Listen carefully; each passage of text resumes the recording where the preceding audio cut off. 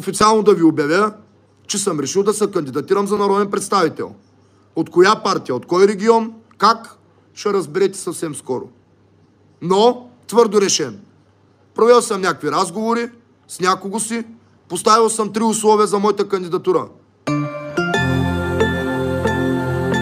Нито за кампании. Кампанията ми ще мине така, както е минала през последните 5 години, ако мога го наричаме кампания някаква.